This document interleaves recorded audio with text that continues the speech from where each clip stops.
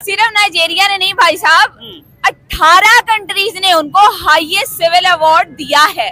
भाई पूरी दुनिया के मुसलमान जिस कंट्री को फॉलो करते हैं, ठीक है, इस्लाम को लेकर, सऊदी अरब, उन्होंने उनको हाईएस्ट सिविल अवार्ड दिया है।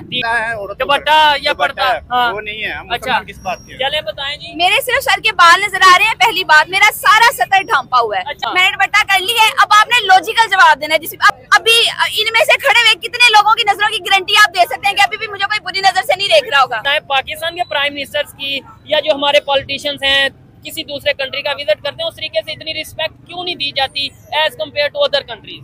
सीधी सी बात है, उनकी हरकतों की वजह से। और मुझे ये बताएं, हमारे जो पॉलिटिशियंस हैं, प्राइम मिनिस्टर है, उनकी रिस्पेक्ट है? नहीं, मेरे ख्याल से है बिल्कुल। तो आप तो नहीं है, ये तो नहीं कह सकते कि रिस्पेक्ट ही नहीं है। हर एक कंट्री के प्राइम मिनिस्टर है या पॉलिटिशियन है तो रिस्पेक्ट तो होनी चाहिए। इतनी ज्यादा रिस्पेक्ट है कि जब वो बाहर के मुल्कों में जाते हैं तो उनके अपने पाकिस्तानी जो है वो उनके घरों के बाहर प्रोटेस्ट कर रहे होते हैं। इतनी रिस्पेक्ट है। ठीक है। अच्छा, मैं जो टॉपिक है, मेन खबर है कि इंडिया के प्राइम मिनिस्टर ब्राजील G20 की मीटिंग के लिए मौजूद हैं। बड़ा वार्म वेलकम, जो इंडिया के डायस्पोरा है, इंडिया की जो पब्लिक वहाँ पे रहती है, उन्होंने बड़ा वार्म वेलकम किया। नाइजीरिया ने भी एक दिन पहले हाईएस्ट सिविल अवार्ड दिया। क्या कहना चाहेंगे? उनको इतना ऑनर या इतनी रिस्पेक्ट, क्या वजह है इसकी? अच्छा, नाइजीरिया का तो अभी मैंने ये न्यूज नहीं पढ़ी कि उन्होंने दिया है कि नहीं। ठीक है, लेकिन जितना कंपैरिजन करें तो क्या कहना चाहिए? क्यों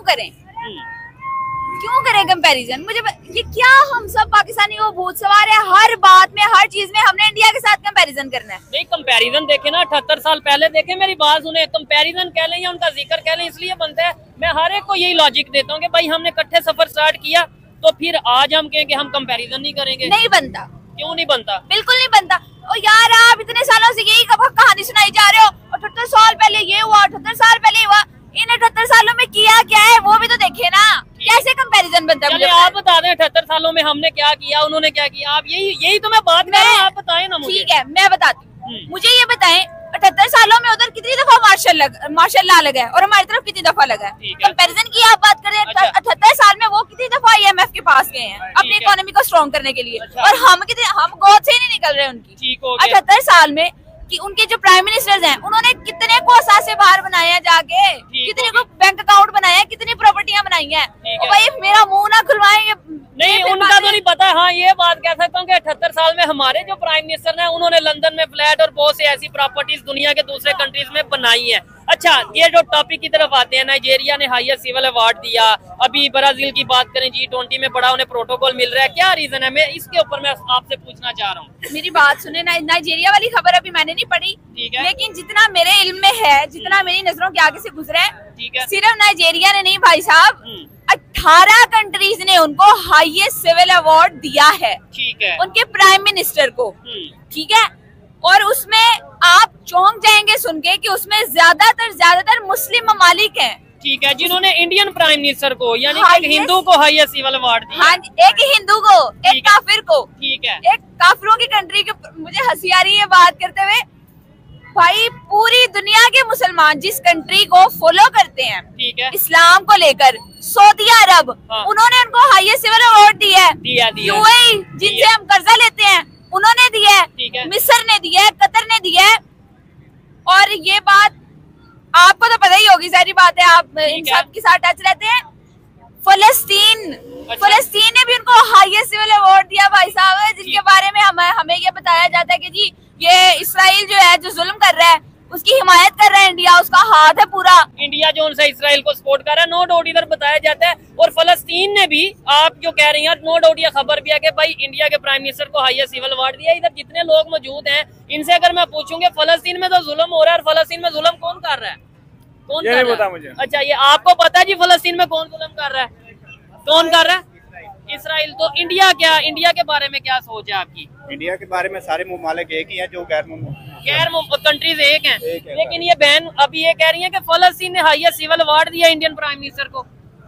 उसके बारे में मुझे नहीं पता, लेकिन मुझे इतना पता है कि जो जितने भी यहूदी है ना, सारे एक ही है। जितने नॉन मुस्लिम है इकट्ठे हैं। जी बताएं जी, आप क्या इसके ऊपर कहना चाहिए? जब उन्होंने खुद ही बात का जवाब दे दिया कि मुझे इस बात का पता ही नहीं है, तो मैं उस बंदे के साथ क्या बात करूं जिसको खुद करंट इश्यूज का पता ही नहीं, और लॉजिकल उन्होंने बात करनी ही नहीं है। हम IS की बात करें, आर्मी की बात करें, हम तो अपनी बदनामी खुद कर रहे हैं ना। अच्छा, हम खुद ये चाहते हैं कि यार कि ये हमारे मुल्क में हम लोगों को बता रहे हैं बता रहे हैं, लेकिन दुनिया में पहले नंबर पे तो बदनामी वाली कोई बात नहीं की, लेकिन ये है कि लेट्स सपोज कोई भी खबर होती है, आपको नहीं लगता दुनिया में वैसी वायरल हो जाती है, वैसे ही हमारे बात करने के अलावा भी? दुनिया में सोशल मीडिया का दौर है, ठीक है, इंटरनेट का, टेक्नोलॉजी का दौर है, हर बंदे की एक्सेस है वहाँ तक, तो खबर जानी होती है, क्यों नहीं जानी होती? ठीक है। तो हम अपने टीवी पे देखें, बहुत सी ऐसी हमारी खवातीन है जो दुपट्टा नहीं लेती, इवन इन्होंने तो मुकम्मल ड्रेस पहना है। ये कह रही सोच बदले। हाँ, सोच तो फिर बदले। लिया हुआ तो मैं मुसलमान नहीं हूँ।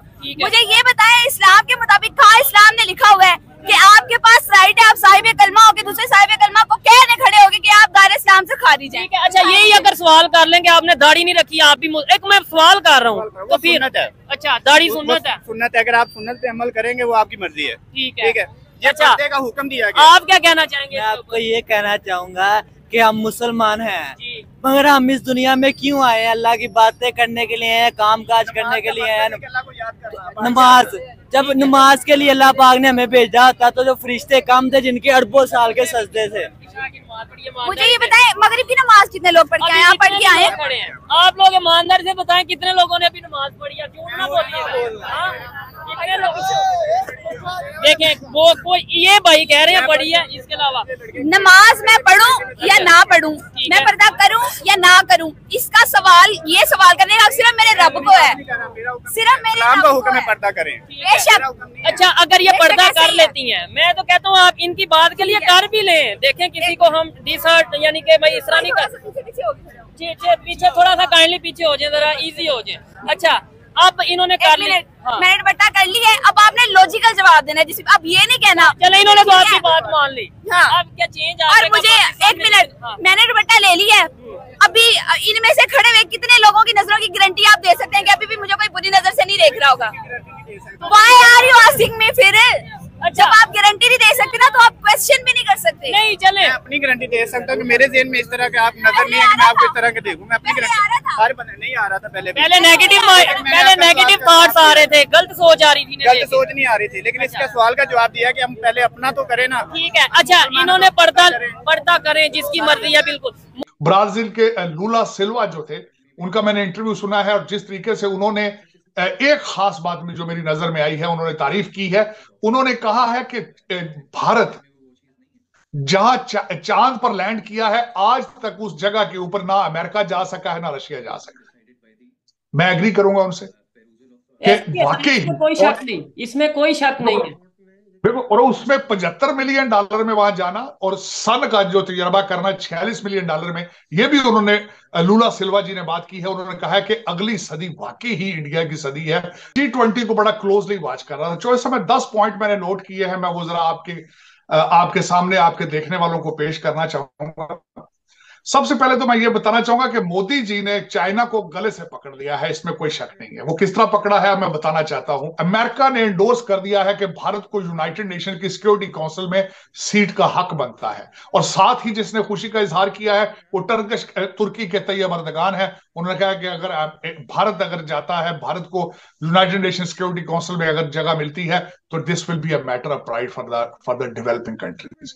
मैं इन सब चीजों के ऊपर मैं खुश हूं कि ये सारी चीजें leadership ultimately came to South Asia, came to Bharat, और Modi ji has done a wonderful job. मैं जिस तरह कहता हूं, खुदा करे, जिस तरह मैं हमेशा कहता हूं, खुदा करे कि हमें पाकिस्तान में मोदी जी जैसी कोई लीडरशिप मिले जो नेशनलिस्ट हो और भारत के मॉडल को अडॉप्ट करें। मैं हमेशा यही कहूंगा। मैं सबसे बड़ी बात बताऊंगा कि उन्होंने जो ग्लोबल साउथ का एक नारा लगाया है, जो ग्लोबल साउथ की इकोनॉमिक जरूरतों का उन्होंने जो नारा लगाया है, इट्स अ वंडरफुल थिंग। और जो मोदी जी का एक ख्वाब है, मैं समझता हूं कि he will be remembered for the centuries. जो सबसे ज्यादा इस वक्त जो चाइना को बुखलाहट का निशान होना चाहिए, घबराना चाहिए उनको, क्योंकि सी पैक को भी उन्होंने नीचे गिरा लिया है। वो किस तरीके से गिराया है? हम हमेशा ब्लॉक का हिस्सा बनते हैं। ब्लॉक से मुराद ये है, अगर हमें चाइना पैसा देता है तो हम उनके पीछे चलते हैं, अगर हमें अमेरिका पैसा देता है तो हम सी पैक को बंद कर देते हैं। हमें इन चीजों से अबव होकर सोचना पड़ेगा। जो सबसे ज्यादा एलिगेशन पाकिस्तान के ऊपर लगाई जाती है भारत की तरफ से कि दहशतगर्दी और क्रॉस द बॉर्डर जो कुछ हो रहा है, मेरे ख्याल में पाकिस्तान को चाहिए अपनी पोजीशन को क्लैरिफाई करे।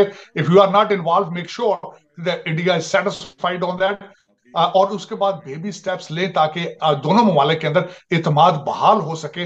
देखिए, मैं समझता हूं कि मोदी साहब जब नवाज शरीफ साहब के घर आए थे, उन्होंने बहुत बड़ा अपना एक डिसीजन लिया था, बिलखसूस अगर कहा जाए तो पॉलिटिकल इक्विटी उन्होंने अपनी पूरी दांव पे लगा कर आए थे। मेरे ख्याल में पाकिस्तान को भी चाहिए कि इसी तरह के स्टेप्स ले फ्यूचर में, जिससे भारत का जो है वो जो एतमाद बहाल हो सके। सो दोस्तों, आपने पाकिस्तानियों के रिएक्शन और उनकी राय सुन ली। अगर आपकी भी कोई राय है तो आप लोग कमेंट कर सकते हो। बाकी इनको लेकर मेरी एक ही राय है कि never ever trust Pakistani jihadis. तो अगर आप ट्रस्ट करते हो तो वो आपका मैटर है, आप लोग कमेंट करके बता सकते हो कि इनके रिएक्शन को लेकर आपका क्या कहना है। तो चलिए अब मिलते हैं किसी और वीडियो में, तब तक के लिए जय श्री राम।